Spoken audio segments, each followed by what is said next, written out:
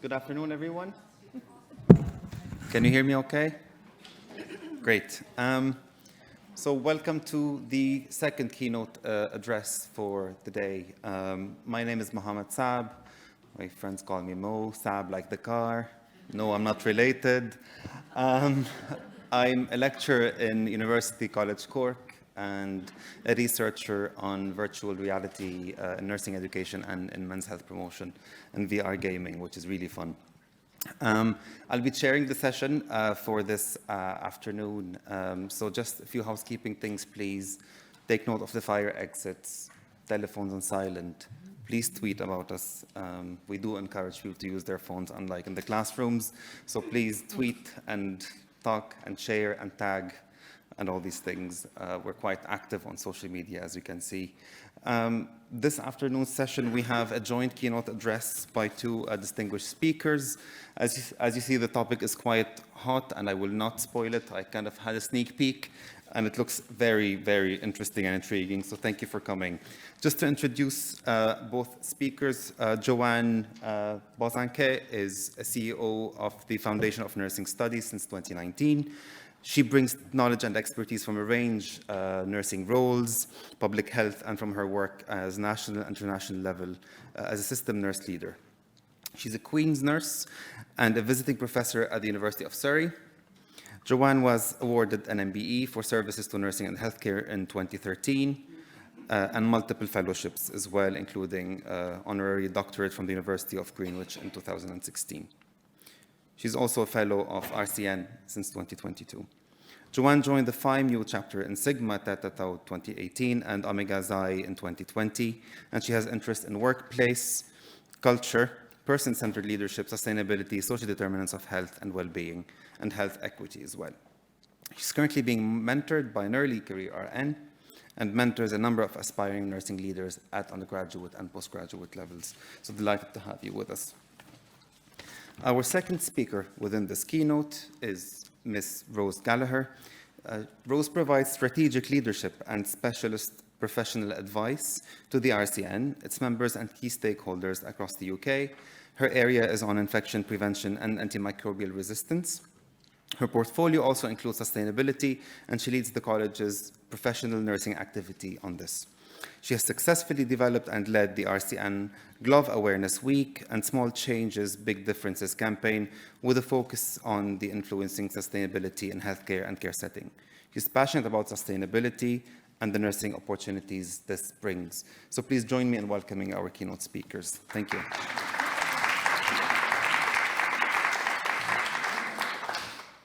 So good afternoon, everybody. I've been sitting where you are all day today. So yeah, it's a little bit scary up here. But it's really nice to be able to see you in the round. I haven't been in a lecture theatre like this for quite a long time, so it's lovely to be able to see everybody wherever you are. So welcome today. So it's a real pleasure to be here. For me to be able to put Sigma on those slides and know that I feel part of something great is fantastic. It's taken a couple of years for me to really understand what this is about, but the power that we have between us is well, it's global, isn't it? That's the thing. So let's get going. So what a history. 100 years of Sigma, started by nurses. Look how many we've got now globally, and we're growing. So I've already recruited, I think, 3 since last night. I'm hoping a few more. So yeah, chief execs at the front, so that's good. So yeah, it's fantastic. And what's important for me is about the importance of partnerships in academia, but also the translation of all this amazing academic work, postdoc, doc, you name it. But how do we translate it? How do we get it together? How do we use it? How do we develop the next research question together? How do we support each other? I don't have a PhD. Okay, the ones of you that know me will know that there's no way I could sit for 7 years and do that. No way. I'm Tigger, can't do it. Sorry. But absolutely, well, I might do it, I'll see. So when I was awarded my doctorate, I remember thinking, oh my gosh, gosh, I can't use it. I can't use the title. I can't call myself doctor. I can't. I know how much work everybody's put into it. And so I don't, but it's on my credentials, and I don't use doctor actually, but I do use professor when it suits me, because it sounds ultimately quite grand. So yeah, that's what a wonderful thing. So Rose and I, yeah, what a journey. Rose and I met in about 2007. I had become an activist for the Royal College of Nursing, and I joined the Public Health Steering Group. I was the only health protection nurse at the time who was on the steering group, and they said, we think, because I was really Tigger at that age, and they said, oh, we think you need to come on this political leadership programme. I went, all right, yeah.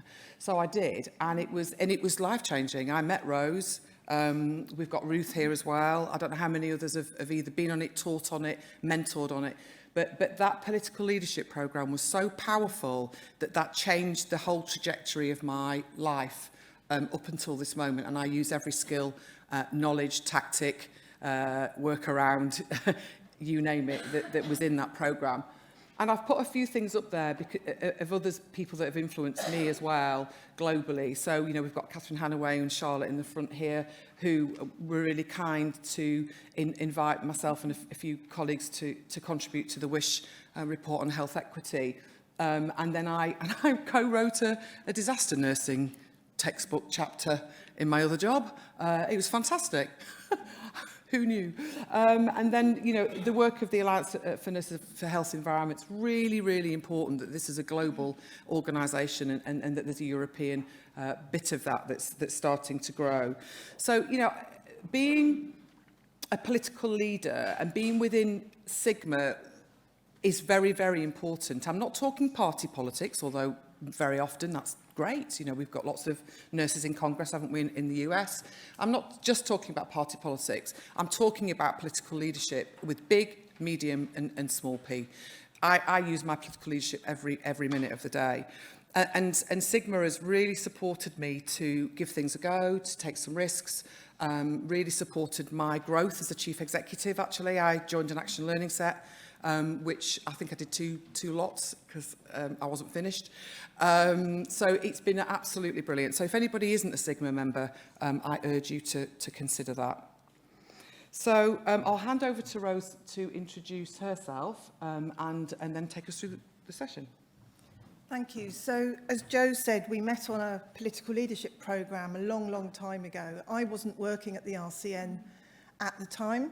I was working in clinical practice and was coming out of the back of a major national incident and investigation, and the political leadership programme really helped to shape some of my thinking around influence. And Joe and I, our careers have run in parallel, although we've diverged into different areas of practice. We came together again around antimicrobial resistance and public health and the role of nursing there. And now we've come back together again on sustainability, even though we have different roles than those when we first met. So a lot of synergy, a lot of ongoing collaboration, and a lot of learning which we tried to put together in relation to how to support nurses in practice. Okay, so we're going to cover the following. I thought there were 5. There seems to be 6 themes there. We've added one since I last looked. And we're going to have a little bit of audience participation. Fingers crossed it's going to work. So, right. Joe. Okay, so those of you with a smartphone, could you please take your smartphone out? Could you put it on, hang on a minute, sorry. Could you put it on camera? And could you point it? And I'm hoping that those at the very back will also be able to, let me just put it back on slideshow just until you click the QR code, because it'll make it a bit bigger. Can I just check whether at the back the QR code is working? Oh, I love it. Ooh, yowza. So, click away. So the question is, when you hear the word sustainability, what words come to mind? Can I just check that everybody's now on? In fact, I'm going to leave it there, and then hopefully when you've all had a chance to have a think and complete it, then I'll put it back on so that you can see what each other's put on there. But I don't want to give the game away. It's like pub quiz, isn't it? Yeah, is everybody able to get into Mentimeter? Great, it's so exciting. We're down with the kids.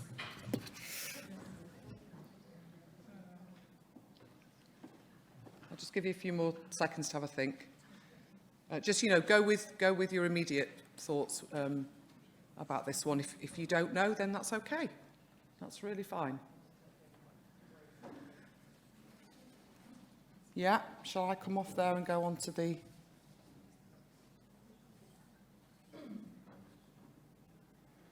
Now, just...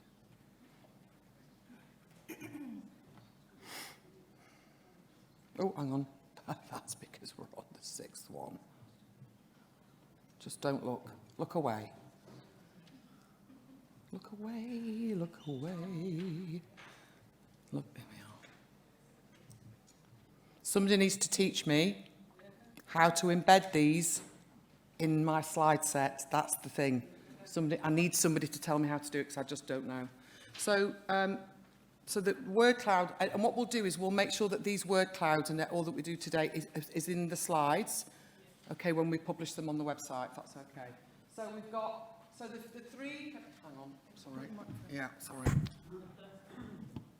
So the three most common ones are longevity, lovely, well, no, it's 5 now, climate, future, environment, nursing, responsibility, together, prevention, difficult, yeah. Yeah, health, recycling, yeah, brilliant. Gosh, I wasn't expecting that many and that variety and that kind of depth of thought, so that's fantastic, thank you very much. Does any of that surprise anybody? Are we kind of all around about the same page? Yeah, okay, thank you for that. We shall try and do it again in a little bit. We might run out of time to do more than that, but so we've had this on our minds since we had the Millennium Development Goals, haven't we? And I remember going to the WHO in my other job, my previous job in about 2017, and I was the only nurse in the room, and I was sat next to Michael Marmot for 3 days. And I was the only nurse in that room, and I was representing the ICN. I had no idea what I was doing. But I said, I've got to go, we've got to be there. And I think I got one chance of talking about non-communicable diseases in the whole 2-3 days. And it was frightening, but it was really exciting because these people, this huge room, were making decisions like this. We're going to do this, and then that, and this, and that. And I had to go, no, but listen, you need to think about nursing. Where are we? Where are our communities? We know our communities. This is important. And I remember we got pigeonholed straight away, didn't we? In the green one, SDG 3. Oh, nurses is 3. Nursing is 3. Well, is it? It's not everything, isn't it? Isn't it everything?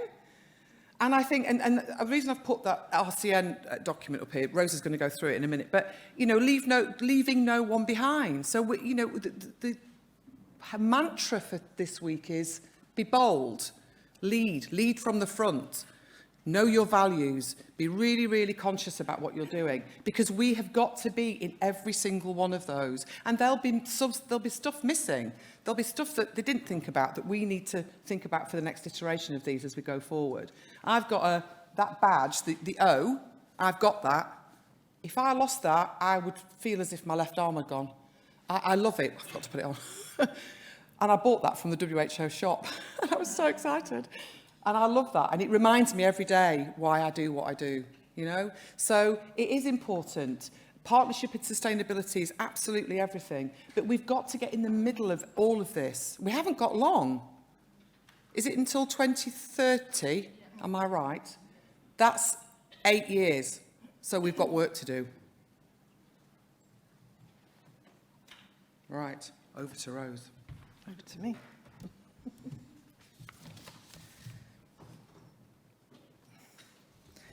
So I just wanted to start by touching on what sustainability is or isn't. And it's really interesting because I've heard the textbook definition of sustainable development a number of times since we arrived late yesterday afternoon. And I'm currently doing a course on climate change, which is actually really, really challenging me.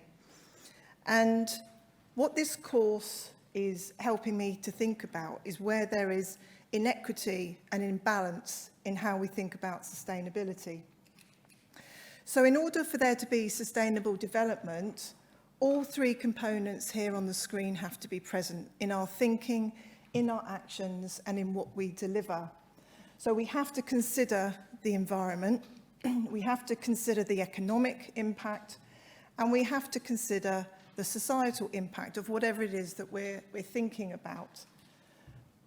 But what I'm starting to think about, and you may well disagree depending on your political leanings, is that actually most of what we do in terms of how we deliver care under the umbrella of our health systems, and much of what we have in our daily lives is driven by the economy. So the measures of our success, particularly for those of us in developed Western countries, is how rich our country is. But that is at the expense often of the environment and society's sustainability. So the Brundtland Commission describes sustainable development as development that meets the needs of the present without compromising the ability of future generations to meet theirs. And I've heard that since I've been here. But does this textbook definition of sustainability work? When I talk to nurses in practice, what they talk to me about is environmental sustainability. They don't talk about the economy or society. They might talk about labour assurance standards if I'm talking about procurement, but actually what they're focusing on is the environment and the ecological crisis that we're facing. So what we have to do is to support nurses understand and find language and terminology that describes sustainability in a way that's meaningful to them. But we have a problem, and we've learnt this through our work on procurement at the college. I was brought into procurement because as an infection prevention and control specialist, we often have to deal with a lot of suppliers and manufacturers who come to us with a solution that may or may not exist, or we have to look at products to see if they're safe and effective and do what they say it does on the tin. We use a lot of single-use consumables, and our national supply chain came to the college, came to me with multiple requests to seek the views of nurses, which was fantastic. The only problem is that nurses didn't recognise the language of procurement. Procurement isn't something that they naturally associated was part of the nursing role. It was something that a manager did. It was something that maybe a clinical specialist procurement nurse did, or the procurement team did, or the finance team did. What they had to manage on a daily basis and what they were involved with was stores, supplies and deliveries. So the language had to be adjusted and taken into account for nurses, and sustainability is exactly the same. Now, I also think that sustainability is unique, and I believe it's unique for nurses and midwives because this is something that's going to affect every single one of us in our personal lives as well as our professional lives.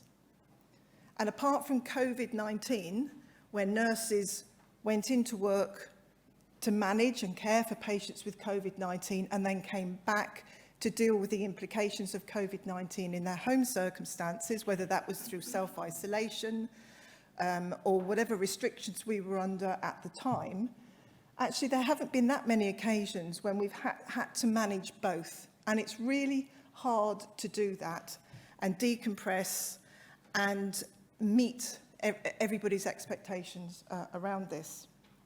For sustainability, there will, I think, become an aspect of personal preservation within society, which includes nurses. So when we talk about the language of sustainability and climate change, we have to, as a profession, consider how this might affect us and how we describe it and support those to deliver it. I find this image quite helpful, and I use it quite a lot actually in my infection prevention and control programs that I deliver. This is something called the Great Acceleration. Has anybody seen this before? I'm sure some of you have. And what this describes is the impact of our human activity. So that's here on the left, our socio and economic trends, what we have done as humans on the Earth systems on the right. And this takes us back to the beginning of industrialization. And what you can see here, for example, on the left is the world's population going up. Correspondingly, urban population, so moving out of the countryside into cities, for example. So we've built dams to manage the water. We've introduced transportation systems. I can't read because I haven't got my distance glasses on. We've got energy use and other aspects here. And what we have on the right-hand side is corresponding impact of our activity on the planet. So we have ocean acidification. We have, let me look at it here. We have stratospheric ozone depletion, and we have levels of nitrous oxide and other greenhouse gases here. So what's happening to the Earth is as a direct result of our activity as humans. And it also impacts on our healthcare systems, because our healthcare systems are businesses and industries in their own rights. Yes, we provide care, but actually in delivering care, we also cause harm to the patient or the planet. Now, there is a very well-known report that describes healthcare and healthcare systems as the 5th biggest emitter on the planet. And the phrase that's used and often quoted is, if healthcare was a country, it would be the 5th largest country in the world. So we are a significant contributor to climate change at the same time as we are trying to deal with the effects of climate change. So we definitely have a role. But there are also opportunities. We know that by taking positive action on climate change, whether that's moving to a more plant-based diet, whether it's getting out of our cars and walking, that we can have a positive impact on ways to reduce or mitigate the effects of climate change. And this is a really nice image produced by Rcsi and the Greener NHS team here that shows the co-benefits of taking action on climate change on health. So by walking more, having a better diet, we reduce the impact of non-communicable diseases. So we address obesity. We might have lower rates of diabetes, for example. That in turn takes some of the pressure off our healthcare systems. But actually by doing that, we also reduce the impact of air pollution and other aspects that impact on climate change. So by taking positive action on climate change, actually there are benefits to our healthcare systems and our health as people. So it's a unique opportunity that sits before us. Oops. And as usual, of course, all roads lead to nurses. So we need to think about how we're going to contribute to this and what action we're going to take. Jo.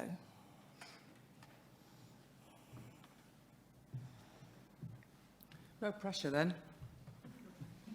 It's a bit overwhelming, isn't it, when you kind of, it doesn't matter how many times we talk about it, I hear about it, we look at it, we read about it, it's where, what on earth?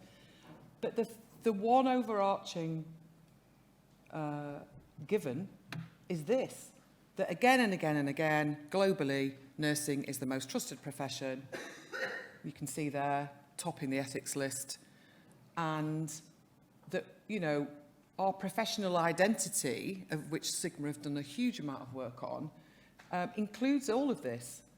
Our values, the fact that we are engaged in meaningful work, whatever nursing work is, that it's meaningful. So therefore, there's quite a bit of pressure on us, I think, as a profession, knowing that we're the largest global licensed profession in the world. And this has been threaded through already. Most speakers today and yesterday have mentioned this at least once. So this is beginning to get into our psyche now. And people like McKinsey, you know, the Gallup poll, you know, this is good. They care about nursing. You know, for McKinsey to do a big survey on nursing, which I'll go through in a minute, you know, that's not free. Somebody said that's really worth doing, but then we've got to do something with that data, because this is data, and these data have been really important to us. So it's, you know, we're going to flip-flop around, because I've got an issue here that we're hemorrhaging. We are hemorrhaging nurses and midwives all over the world, but yet we're here. And people say, yeah, but you know, you're the most trusted and we've got to do something together and it's really important. But we've also got to do something about this. We've also got to do something together.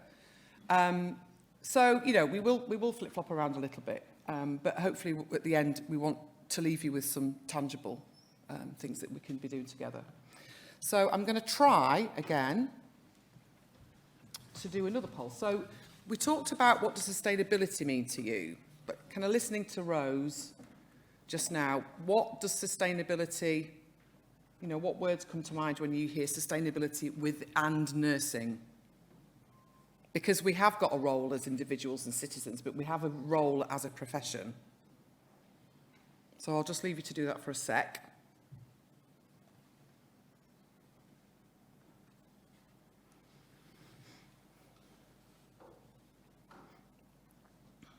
Has everybody got the QR? Yeah, okay. I'll just wait a second and I'll... Just don't look at my screen, I'm fiddling.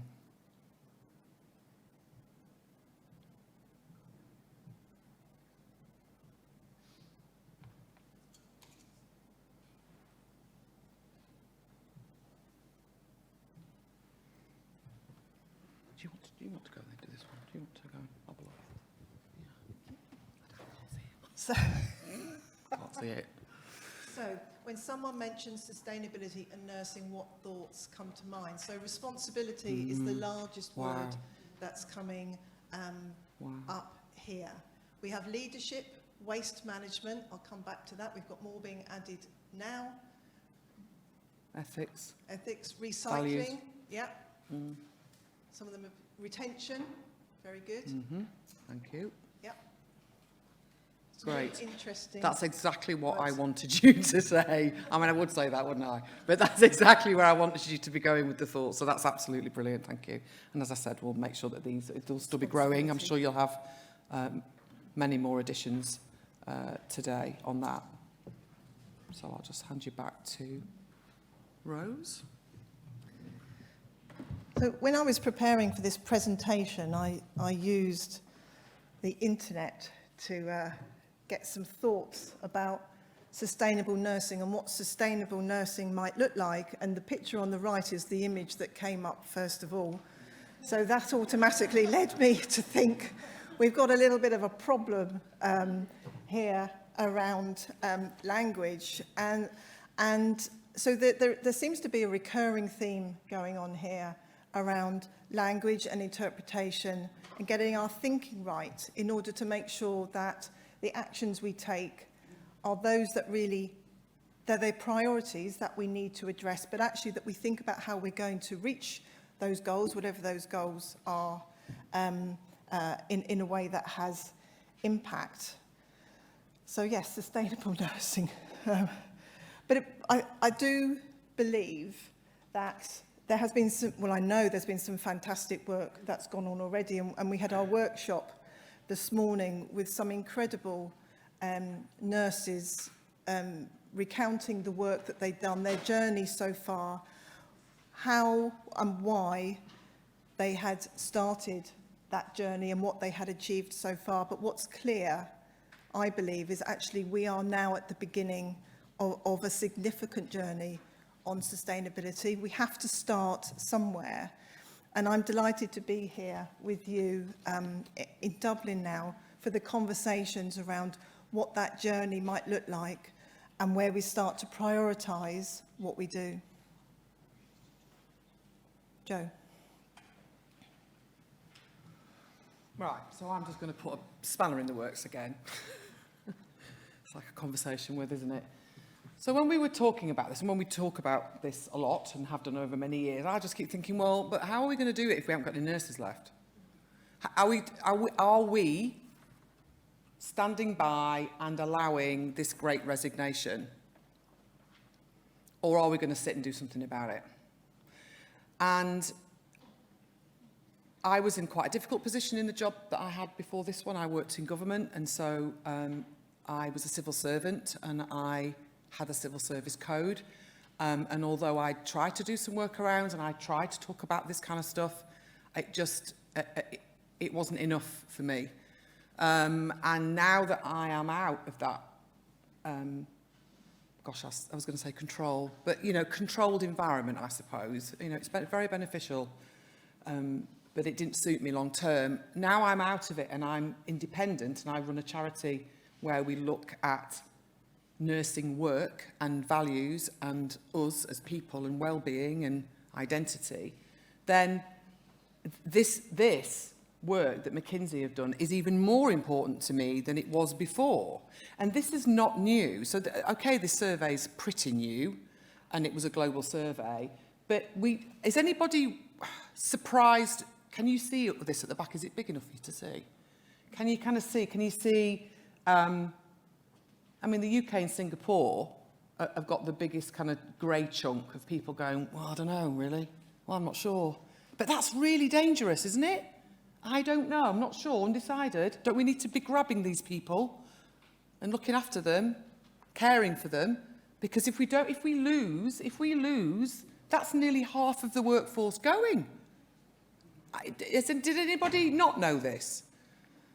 So we know this, okay? This is not new. All the COVID pandemic has done is accelerate what was already beginning to happen, okay? And there are reasons for this. And it's because we're losing our mojo. Yeah? Nodding, smiling, not smiling because it's funny, but you know, yeah, you get me, don't you? And we're losing our mojo because we're tired, and we're sick and tired of people undervaluing or not valuing nursing work. We have to fight to be around a table. We have to fight to get a PhD funded.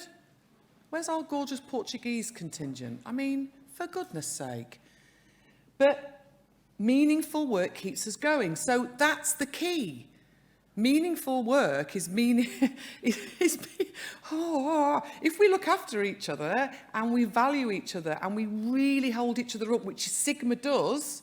For, how many is it, Elizabeth? 135,000? 135,000 nurses in 100 countries across the world.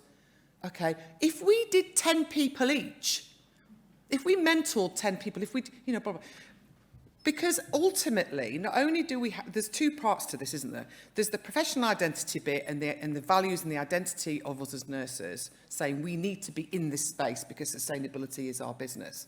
But it's also about saying, well, we need the capacity to do that.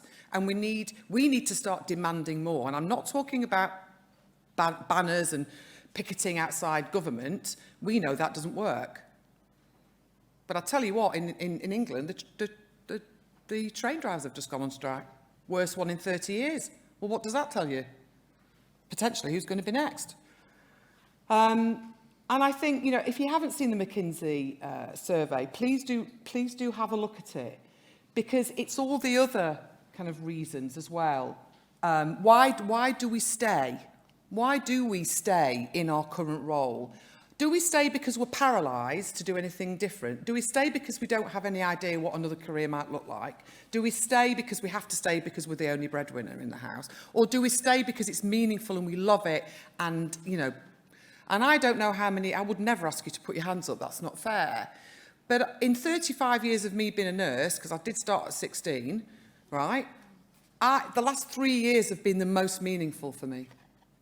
the last 3 years of my life, because I have independence and freedom. And I really feel that the work I do is meaningful. So we've got to do both and, haven't we? We've got to look at sustainability, look at where we're placing ourselves, but also look after each other. Look around the room. Who needs holding up a little bit at the minute? How do we care for each other when we're shattered? So that, oh God, I could go on about this all day. So let's be positive. So really important for us in Sigma. I've never said that before.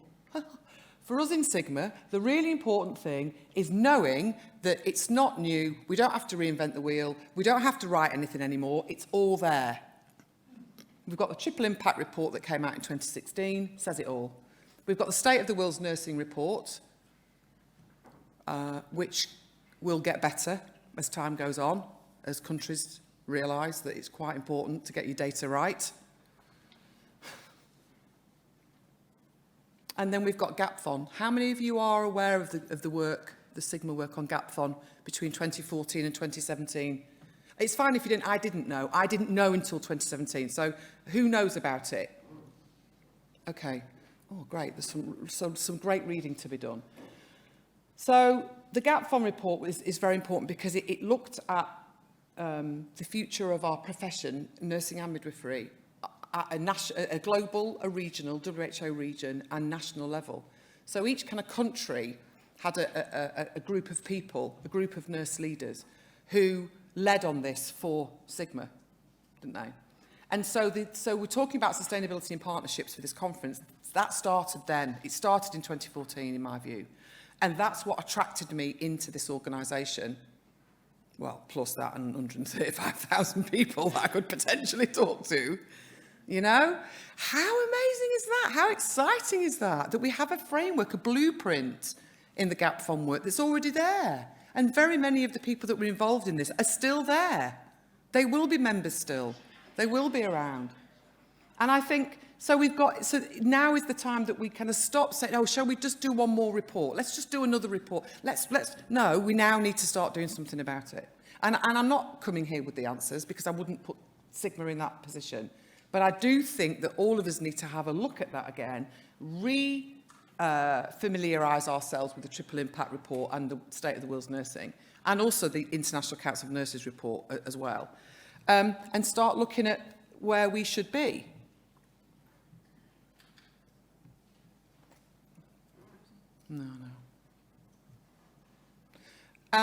Because this one, as well, these two reports are really, really important. How many of you are aware of the one on the left? Nobody. Anybody? Nobody. One? Because? How do you know about it? Did you see it on the internet? Yeah. So you're one person in the whole room. Right. So I dialed into the webinar about this 2 weeks ago. All doctors, all scientists, my ex-boss, right? And I'm thinking, hang on a minute, where are the nurses? Where are the nurses? And I kept putting it in the chat. Where are the nurses? I need to talk to you. And it was only at the end, you can see the webinar, it's on YouTube. Right at the very end, Neil Squires, who used to work with me, did acknowledge that there was some chatter in the chat about nursing. This is going to be a blueprint for the future of the public health workforce globally because of the pandemic. And where are we? Isn't every nurse and midwife a public health nurse and midwife? So, we've got it all. We've got it all happening. We've just got to get the chair, sit down, and just start talking.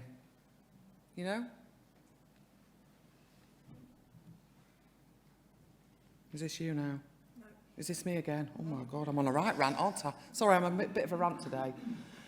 Finally, so this is how quickly everything's moving. So that was 2 weeks ago. So that webinar was 2-3 weeks ago. Then a couple of weeks after that, I spent the week in Glasgow. How many people were at the Royal College of Nursing Congress in Glasgow? Not very many. Okay. And Elizabeth Iro did the most phenomenal, inspirational speech I have heard her say in the whole of her tenure. That's on YouTube. Watch it again, watch it again. Because she basically gives everybody in this room permission to start taking a lead in climate change, in sustainability, planetary health, you name it. She just says it. I was thinking, yes, tick, tick, tick, tick, tick. You're in my head. This is so important. So it was beautiful. It was a beautiful speech. And James Buchan did the same thing. Jim came and gave us that real stark look about the data, not feelings, not opinion, data about nursing globally. And he's got it. He's been doing it for 25 years. He knows exactly what's going on. So we had these these brilliant keynotes at RCN. And then we've got the report in the middle led by the ICN. So this is it then. This conference to me is the pivotal point for us.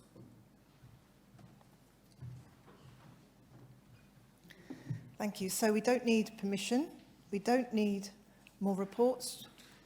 But there are some questions that we need to think about. So the next Mentimeter question, if you can all get your phones out. All nursing and midwifery professionals should act on climate change. Simple, eh? What do you think? There's 3 options. What does that do? I know. Should have done 4. Do nothing is always an option. Oh, that could have been an option. Could have been 4. Do you want me to change it? No. No. Let's not take any more risks with this session. Okay. Has everybody been able to do the QR? Yeah?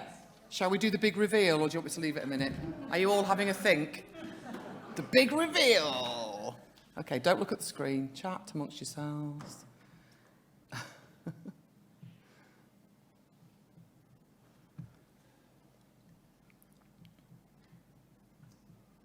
Oh!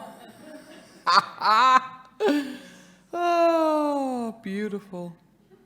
So that's a yes then? I think that's a yes. It's a yes from them. There we go. It's a yes from me. Thank you, everybody. Great stuff. We're just checking. You never know, we might be off-piste. So all nurses and midwives should act on climate change, and responsibility was one of the key words that came out of one of the first Mentimeters that's there. So we have responsibility, we should all act on climate change. We have the reports, we don't need permission. What could go wrong? Okay. Thank you. There are many assumptions that need to be considered when we, Sigma, whoever, starts to look and think about action on climate change on behalf of our profession and where we should start. There are many, many assumptions, and we make assumptions every time we start a new project, every time we go to a meeting, and it's something that I really struggle with in my role on a day-to-day basis. And I've already mentioned the importance of language. So can we assume, it's a question, a series of questions now, can we assume that individual nurses feel it is their responsibility to act on climate change as a priority? No, we can't, because there may be many reasons why they feel that way, and we need to understand. So capacity is a real issue at the moment. Please don't ask me to do one more thing. It's all I can do to get through my job every day. It's really tough out there.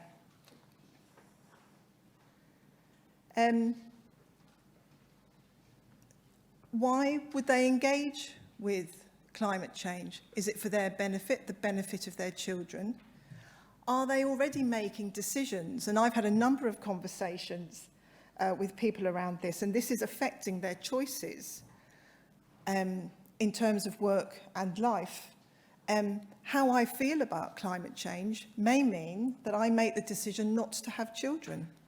I know many people that have made that decision based on the threat of climate change. So we can't make assumptions about how people are going to engage, even if they support, in principle, action on climate change. So assumptions, tackling assumptions and understanding that is going to be really, really important. We hear all the time that nurses are the glue that binds health services together. And they are, and they're actually the glue that binds our systems together, whether it's our health systems, our public health systems, our hospital systems. And we've already heard that we're the most trusted profession. And I go to many meetings on climate change where I sit in rooms and I hear medics talk about how trusted nurses are and how nurses needs to lead the way on X, Y, or Z. And then the doctors make the decisions about what it is that the nurses do. So it's a familiar situation. But there are expectations. I've been really, really struck by the expectations of the public and other health professionals, not on what we're going to do, but actually the potential impact that we can bring to this work. So clearly others believe in us. The effects of climate change and taking action to mitigate climate change are going to be absolutely at the heart of nursing practice moving forward. So what is that going to look like in the future?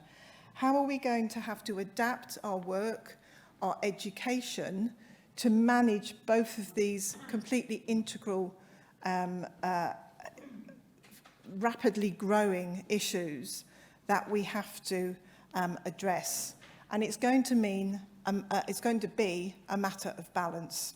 So one very quick Mentimeter, because this is important now, this is probably going to be the last one. What priorities should nurses and midwives address first on sustainability? Is it working?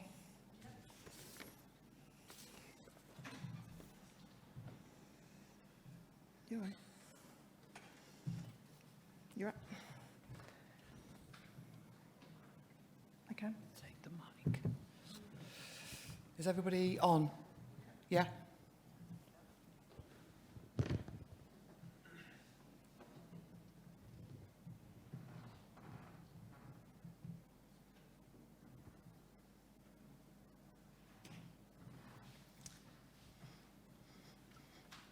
See, retention's come up again. So we have staff retention.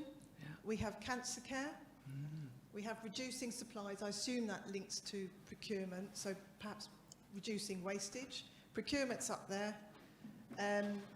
Nurse retention's up there again. Nursing workforce, retention of nurses themselves, very important. Self-care is going to be absolutely critical in the future.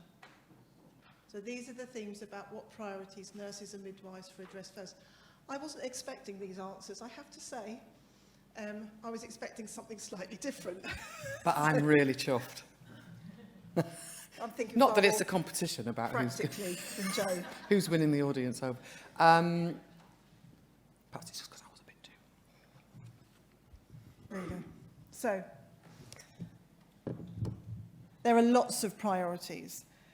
We're going to have to think about what we do first, and we're going to have to try and think in some sort of organisational way. This is usually me on a daily basis. This is absolutely how I work. It drives people absolutely bonkers. We've frozen.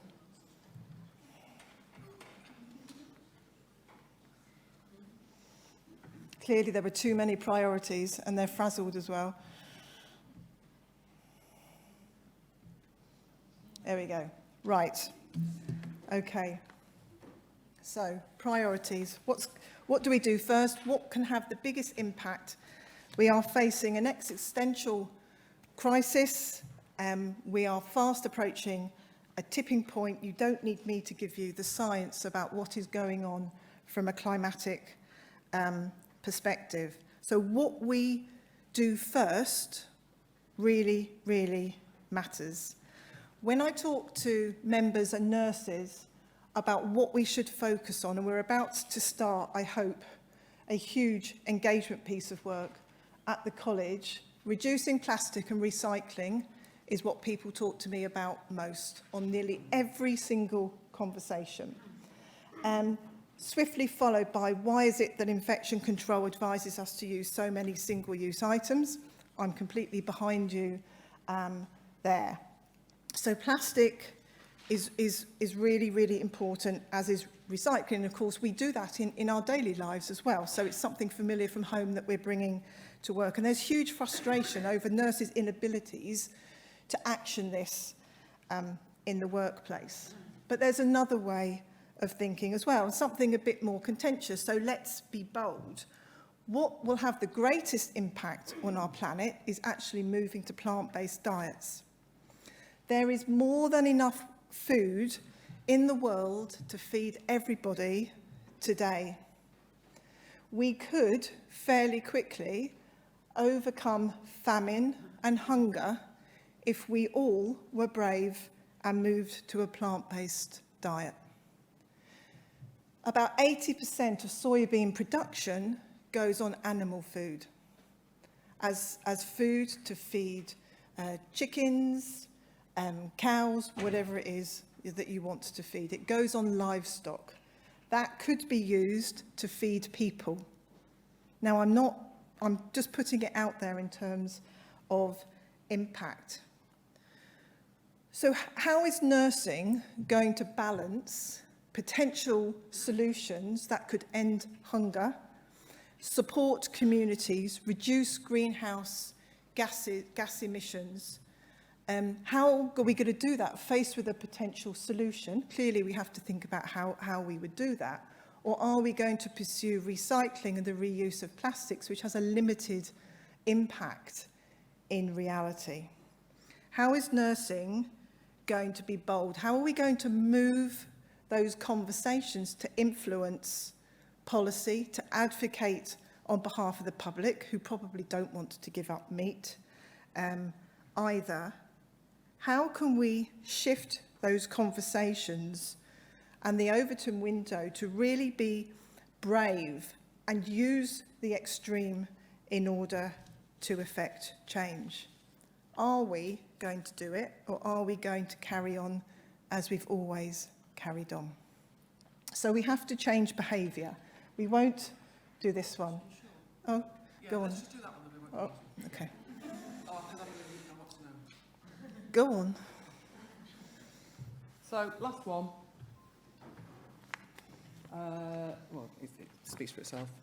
I'm really interested in our role within education, but also just education across the life course, both to our children and us before we become nurses and midwives, but actually kind of right across. Has everybody been able to... Say that again?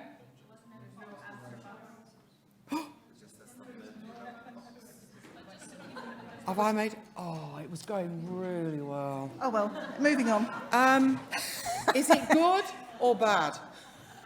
Bad. Bad. There we go. That saved 2 minutes. So I get my Mentimeter question in at the end, and we get to compare the first question with the last question. So we have to change behaviour. We have to think differently. We're going to have to think outside the box at some of these solutions. We're absolutely going to have to not do what we've always done.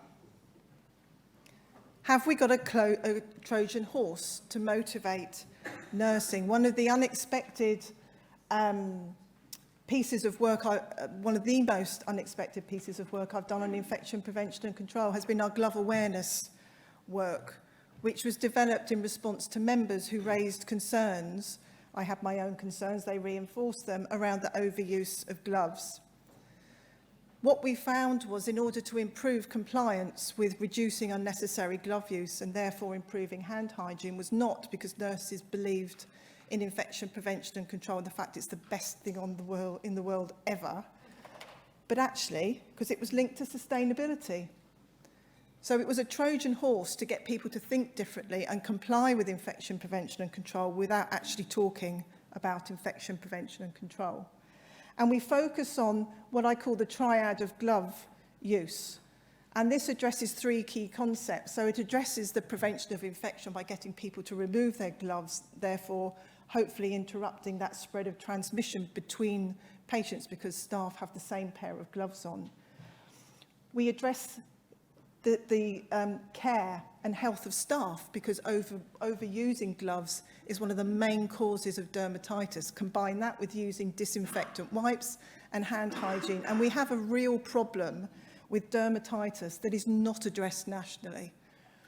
And then we have the planetary aspects as well. We're very privileged in the UK to not have problems with the supply of gloves. We are really, really fortunate. There are other countries that do not have the resources we have, and we waste them. And it's not acceptable. So every year since 2018, we've done a Glove Awareness Week to try and focus attention, and we change the theme every time. Over the 2 years in the pandemic, we've used 12.8 billion gloves. Now, initially, we can justify an increased use in gloves while SARS-CoV-2 was classified as a high consequence disease. We cannot justify it now.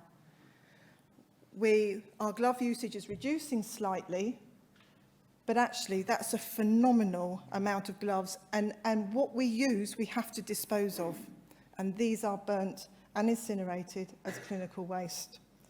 Now I want to show you this. I'm sorry it's a bit small, but this is Chantal Risen's work, and Chantal looked at and undertook a life cycle assessment of personal protective equipment during the first 6 months of the pandemic.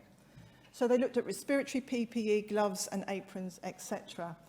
And they compared, using the life cycle assessment process, the impact. The biggest impact came from gloves. The second biggest impact came from apron use. And what we know from our glove reduction work is that when nurses start thinking about when they're using gloves, they automatically start questioning while they're using aprons. So you end up with a double benefit here. So what she found was that gloves outstripped all other PPE in terms of the impact that was having on the environment. So there are, you can see here, in terms of ionizing radiation, gloves are way above everything else. In terms of terrestrial acidification, the impact on oceans and also ozone formation, the production of gloves is having a disastrous impact on the environment. So we now have evidence of this to bring into our glove work. So working with members, and it was only ever intended as awareness raising. It was never intended as a quality improvement project. It never will be. But actually, staff are starting to take their own action on gloves and to link it to the environment. And this is Sam Davidson's work from South Tees, and he's given me permission to use his slide here. And what they're starting to do is to describe the reduction of gloves in terms of benefits and how this equates to miles travelled with cars, for example. So it's starting to grow legs. But we have to understand, we're really proud of the work that we've done so far, but it could absolutely be much better. And it could be better because we still don't know, and it's one of the gaps we have to address, why it is that staff use so many gloves when they don't need to. Is it about self-preservation? Is it around culture? Or is it something else? Is it our infection prevention and control policies? I believe they're a significant driver in the overuse of gloves. And we have a responsibility to write policies and guidelines that don't have unintended consequences of driving the overuse of consumables if not needed. Leaving no one behind as we bring it back to the start of the presentation. And this is a report published by the RCN in 2019, and it describes how nurses are starting to address the Sustainable Development Goals in the roles that they have. But it's important, I think, to note that most of the nurses here have specialist roles or are in slightly unique roles where they have autonomy to lead and deliver products. So Claire, for example, she undertook a project on the use of pulp waste products and the impact that that had on water pollution. we've had projects that have looked at FGM, about having mobile hepatitis C screening, about working with black and ethnic minorities around reducing mortality and morbidity in children in communities. So there is a lot of examples. This is on the website. It's starting to happen, but we need to capture it and we need the data because we need to be sharing it. So, are we doing the last Mentimeter? Let's just do the last one quickly. I think because we started a little bit late. So let's wrap in 60 minutes. And then people just have to run to their workshops. I do hope to goodness this works. I'll be really mad if it doesn't. Last chance, everybody. Can somebody do it first and then do that if it's not working? And then we'll move on swiftly.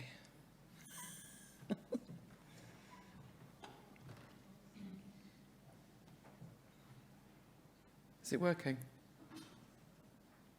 Yeah. We'll compare the results. What we'll do is, after, when we've left today, we'll have a look at both, and then we can feed back to you. We'll either put it on Twitter or we can feed back to you later on if you are interested.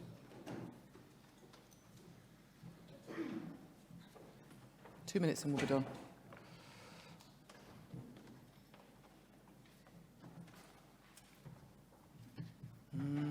So responsibility is still up there. Good. Urgency. Thank you. Thank you. Hope. Action. The environment. Retention is there.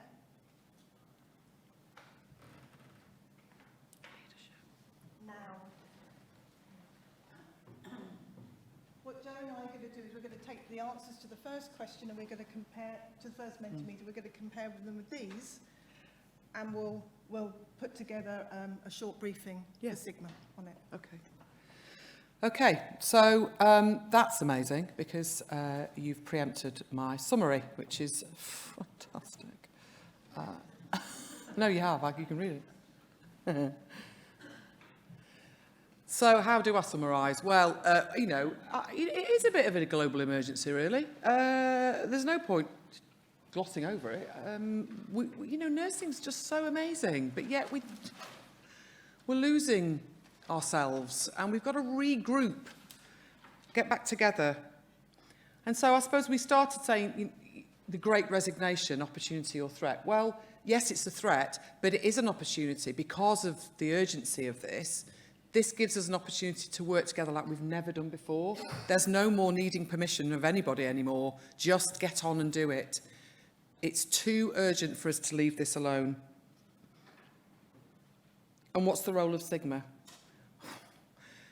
I mean, there is no other organisation. I mean, ICN, really important. Of course it is. WHO, ICN, Sigma. Can you imagine everybody together? Those three organisations together on a global scale, using the regions, using the WHO Collaborating Centre for Public Health Nursing in England. Do you know about that? Yeah. There's loads of nursing collaborating centres. Let's get them mobilised and let's start to look at what we can be doing together. So there's lots and lots of things that we can be doing. And as long as we're looking at meaningful nursing work within the realm of sustainability, I don't think we can go wrong. So thank you, and we'll take questions if you've got any.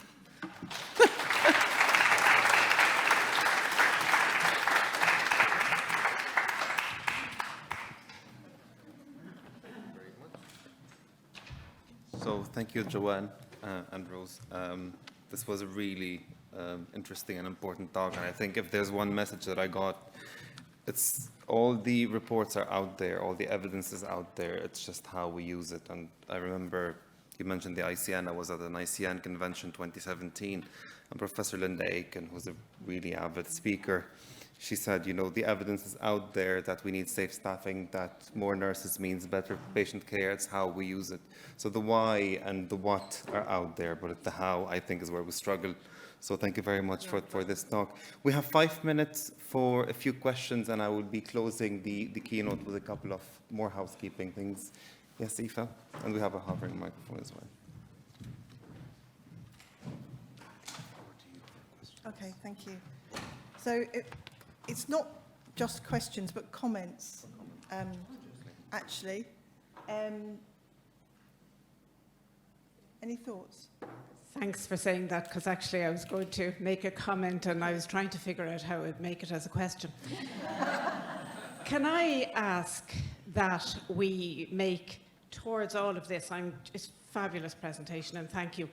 Can I ask that part of our effort is to stop being the glue that holds the organisation together? An organisational structure should hold the organisation together. It is ludicrous that one profession, because of gender, sort of historical gender issues and all of that kind of thing, suddenly have to be everything to everybody. And in service of that, sorry, I've got a bit excited, in the service of that, are neglecting to stop their patients deteriorating while they're waiting or while they're in hospital or in the community.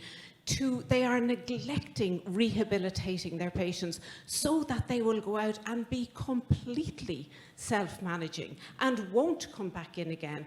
And so you're on my page. Can we stop doing this? One of the most important things that will keep nurses nursing is the ability to actually address their patients' needs.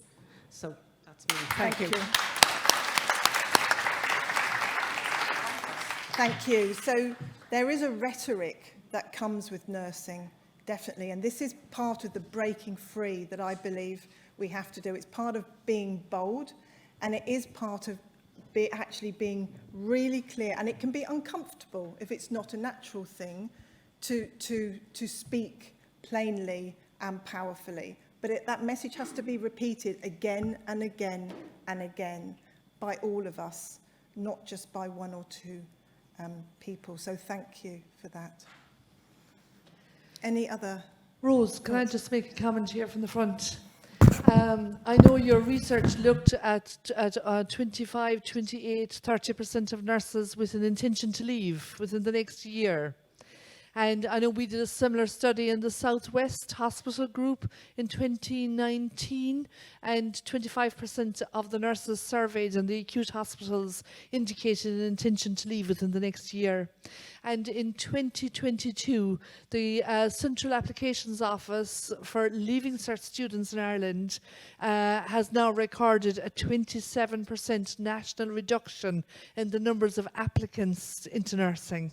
So that is really showing from not just applicants into nursing, and not just from the leaving, but also from coming in, which is a really critical issue. So my challenge back to you is write it up. Get an opinion piece in Nursing Times, Nursing Standard, whichever journals you work, write an opinion piece about it. Get it out there, because so many people don't know, they don't understand. Because, you know, how complex it is. So no, please do it. It's so important. Rose, thank you for a very interesting and thought-provoking presentation. And of course, you know I'm on your page. Rose and I are doing some work together currently, but and Joanne and I have had many conversations, I think, about this. But I guess the question is, there's two things I would say. Firstly is, how do we ensure that we have nursing to have the seat at the table, to ensure that nursing has a voice in health and all policies, because the SDGs is much wider than healthcare, and we know the implications of poor housing, poor education, etc. on health. So how do we get nurses into a place where they can advocate for that change? I think we have a lot of work to do for everybody in our profession to feel that they have an equal voice and that their contribution is equally valid to everybody else's. So I think we have a lot of work to do with ourselves in nursing about our leadership, and a lot of work to do with getting ourselves out of the echo chamber that is nursing and talking to people outside of the profession.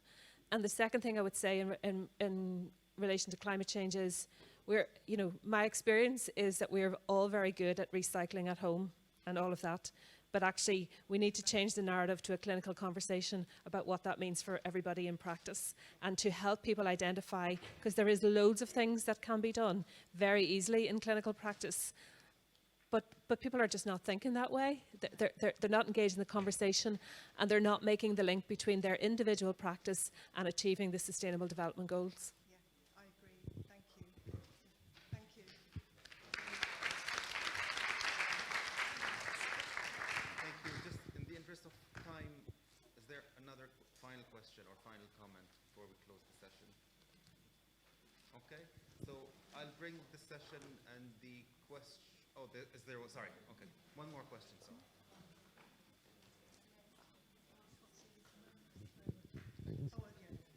Thank you for your presentation. I'd just like to make a comment. Is this working?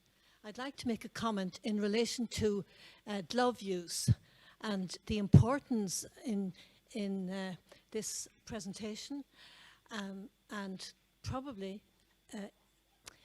the need to change glove use and to reduce it. But you know, that is going to be a very difficult thing to do, because we have spent years and years getting not just nurses but all healthcare professionals to wear gloves. So now we're asking them, don't wear gloves. And really, I think this is a cultural matter, because now patients expect nurses and doctors to wear gloves when they touch them. So, and of course, the manufacturing of gloves is probably a big industry at the moment as well. It's big money. So I would say education is the only thing that's going to work here, and that's education not just of nurses but all healthcare professionals, and also of people who are coming into hospital or meeting with nurses where in clinics or wherever they put on gloves. Yeah, it's no small challenge, but we do know that the patients do have negative experiences when nurses wear gloves, and it is a barrier to compassionate care. So when at the right time, we need gloves, we have to provide gloves, but it's about resetting the bar on when they're needed. Thank you. Thank you very much. Thank you. Thank you. Thank you, everyone. So we'll bring the session to a close. Just two final comments. There are nice concurrent sessions happening now, so please attend those. And there's a workshop on coaching and professional development with Professor Eileen Savage that's happening now, so please make sure to attend. Those of you who have posters, we're doing poster filming on Twitter. It's going to happen tomorrow as well. If you didn't get an opportunity to film your poster today, please, we'll see you tomorrow again. Thank you very much.